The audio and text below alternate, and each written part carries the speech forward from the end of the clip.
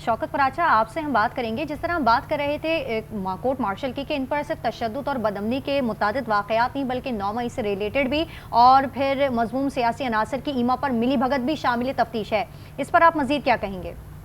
देखें, जो तशद्दुद के वाक़यात हुए फ़त्ह 25 मई 2022 वाले जो वाक़यात हुए जिसमें खान साहब खुद आए थे और उस दिन IMF का डेलीगेशन दुबई में पाकिस्तान के साथ मुलाकात के लिए बैठा हुआ था, वो भी तशद्दुद के वाक़यात थे।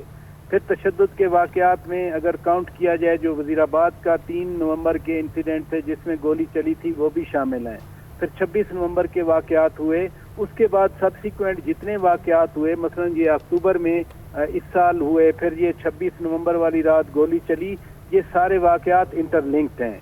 दूसरा एलिमेंट इसी जो आपने सेंटेंस पढ़ा वो है सियासी जो अज़ाइम या जो सियासी ईमा पे किया गया। सियासी ईमा पर जो बातें की गई वो तो फिर पूरी की पूरी PTI पे आ रही हैं, बानी PTI पे आ रही हैं। जो इनके मुखालिफिन, PTI के मुखालिफिन या हुकूमती ओहदेदारान कहते रहे कि ये सारा कुछ एक नेक्सस था जिसमें जनरल फैज़ हमीद साहब, बानी PTI खान साहब और दीगर थे, ये सारे जो इल्ज़ामात हैं फिर ये क्लब करके ये नेक्सस पे आ रहे हैं। अब इसमें सिर्फ फील्ड जनरल कोर्ट मार्शल में लेफ्टिनेंट जनरल फैज़ हमीद ही अकेले नहीं इसमें आएंगे, फिर तो जो बाकी लोग हैं, जो नेक्सस की बात हुई है, सियासी ईमा पर जो कुछ किया गया और जो फिर सियासी ईमा पर करवा रहे थे वो भी सारे शामिल होंगे। ये चूंकि प्रोसेस जारी है, हम अभी इस हवाले से मजीद तो कुछ नहीं कह सकते क्योंकि लीगल मामला है और वो भी फील्ड जनरल कोर्ट मार्शल का है। लेकिन इस प्रेस रिलीज में, आज वाली प्रेस रिलीज में तो बहुत सारी चीजें। अच्छा शौकत, जिस तरह से आपने भी कहा कि चार्जशीट हुई है, अभी मामला चलेगा, जाहिर है वो तमाम तर चीज़ें जैसे कि होती हैं उस तरह से चलेंगी, लेकिन मैं ये जानना चाहूँगी कि फील्ड जनरल कोर्ट मार्शल के दौरान कानूनी हुकूक फराम किए जा रहे हैं, इस तरह की केसेस के अंदर या इस तरह की सिचुएशन के अंदर क्या होता है, ये बताइएगा। ये प्रोसीडिंग्स बिल्कुल कानून के मुताबिक होती हैं, लेकिन चूंकि ये स्पेशल कोर्ट्स हैं तो स्पेशल कोर्ट के स्टेटस में वो पब्लिक नहीं की जाती। मसलन आजकल सुप्रीम कोर्ट में आपको मालूम है वीडियो पे भी प्रोसीडिंग जारी रहती हैं, लेकिन ये चूंकि आर्मी एक्ट के तहत है सारा कुछ, फील्ड जनरल कोर्ट मार्शल की प्रोसीडिंग्स को कानूनी तहफ़्फ़ुज़ हासिल होता है।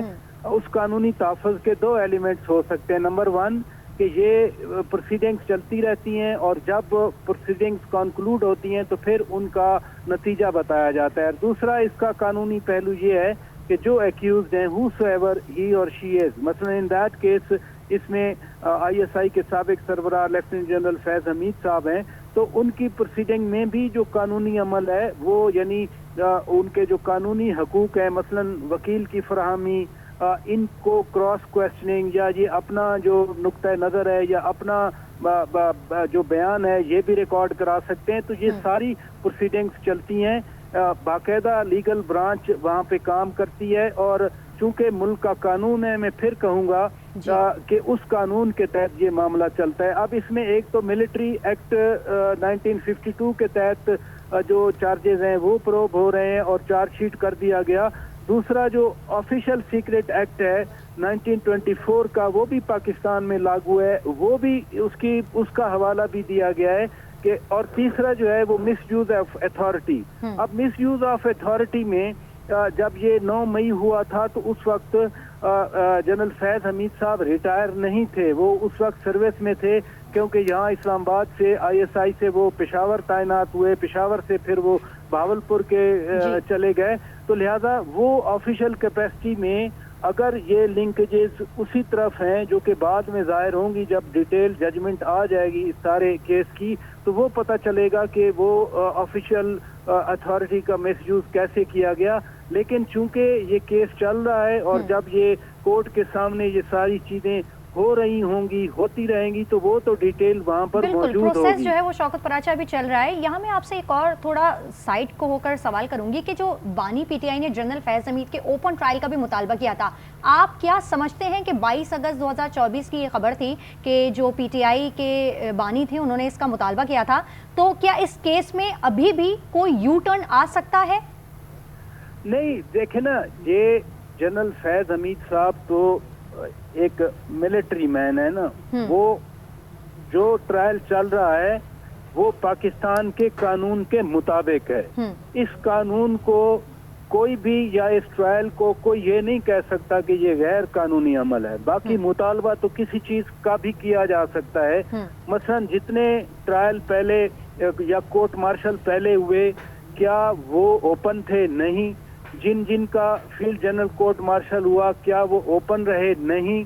تو یہ کیس بھی انہی کیسز کی حصہ ہے. مجھے ایک کیس یاد ہے کہ 2008-2013 میں پاکستان میں کیپٹل پنشمنٹ یعنی پھانسی لگانے کی سزا کے خلاف ایک موریٹوریم پاکستان نے اسٹیبلش کیا ہوا تھا کہ کسی شخص کو پھانسی کی سزا نہیں دی جائے گی. ایک کوئی سابق ملٹری مین تھے، ان کا چونکہ کورٹ مارشل کے ذریعے ان کو سزا ہوئی تھی تو وہ کیپٹل پنشمنٹ دے دی گئی تھی ان کو. لہذا یہ جو ملٹری آفیشلز کا ملٹری ٹرائل ہوتا ہے، فیلڈ جنرل کورٹ مارشل ہوتا ہے، وہ اپنی جگہ پہ چلتا ہے. میں پھر کہوں گا مطالبہ تو کوئی بھی کر سکتا ہے، لیکن یہ ایک قانونی عمل ہے اور قانونی عمل میں پاکستان کے دو قوانین، آفیشل سیکرٹ ایکٹ اور دوسرا یہ جو ملٹری ایکٹ 1952 ہے، اسی کے تحت یہ پروسیڈنگز چل رہی ہیں. ٹھیک ہے شوکت، جس طریقے سے آپ نے کہا پروسیڈنگ تو چل رہی ہے، اور ایک بات جو کہ تمام تر چیزوں کے ساتھ جڑی ہوئی ہے وہ ہم بانی پی ٹی آئی کی بات کریں گے، کیونکہ جس طرح سے ہم نے دیکھے کہ رابطے ہو رہے تھے، ایک طرح سے ایک رسپانس جو کہ بانی پی ٹی آئی کی جانب سے بھی جاتا تھا، وہ تمام تر چیزیں بھی انڈر ٹرائل آ سکتی ہیں. یہ چیزیں اتنی جڑی ہوئی ہیں آپس میں اور انہی چیزوں کی وجہ سے آپ فیسیلیٹیشن کہہ لیں، سہولت کاری کہہ لیں، کمیونیکیشن کہہ لیں، جو بھی ورڈ وہاں کورٹ میں یوز کیا جا رہا ہوگا، لیکن ملٹری کی طرف سے، پاکستان آرمی کی طرف سے یہ پریس ریلیز آیا ہے اور یقیناً اس کو سوچ سمجھ کر اس کی ورڈنگ جو ہیں وہ ڈرافٹ کی گئی ہیں، جو اب میڈیا کو شیئر کیا گیا ہے. اس میں سیاسی ایما جو لفظ استعمال کیا گیا ہے، پولیٹیکل ویسٹڈ انٹرسٹ کا لفظ استعمال کیا گیا ہے، تو ایویڈنس کے بغیر، شواہد کے بغیر تو یہ ایسا ممکن نہیں ہے کہ لکھا جا سکے. یہ ریئر ہے کہ former D G I S I کا فیلڈ جنرل کورٹ مارشل ہو رہا ہے تو بہت کیئرفلی، میٹیکولیسلی اس سارے پروسیس کو پورا کیا گیا ہوگا، تو یہی ہم پرسیوم کر سکتے ہیں. ٹھیک ہے، یہ میں آپ سے جاننا چاہوں گی کہ چارج شیٹ تو سامنے آ گئی ہے، آگے کا کیا لاہ عمل مرتب کیا جائے گا کورٹ مارشل کے طریقے کو اپنانے کے لیے؟ کورٹ مارشل کی کارروائی شروع ہوئی، پھر جو ایویڈنس تھی سامنے اس کو سامنے رکھتے ہوئے آج چارج شیٹ کر دیا گیا. چارج شیٹ کرنے کے بعد جو عموماً عدالتی عمل ہے وہ پھر اس پہ آرگیومنٹس ہوتے ہیں.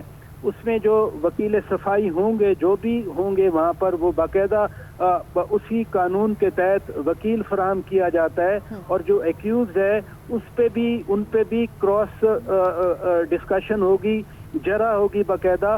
یہ پروسیس کتنا چلے گا، یہ پروسیس کب تک چلے گا، کتنا ٹائم لے گا، اور اس میں جن پولیٹیکل ویسٹڈ انٹرسٹ کو پروموٹ کرنے کی بات کی گئی ہے، کیا ان کو بھی ایز اے وٹنس بلایا جائے گا؟ میرے نزدیک بہت سارے سوالات ہیں، کچھ تو ہم بیان کر سکتے ہیں، کچھ شاید ہم بیان بھی نہیں کر سکتے، لیکن یہ عدالتی عمل ہے، یہ کب تک چلے گا اس کے بارے میں کوئی حتمی رائے دینا، یہ پری جج کرنا ممکن نہیں ہے.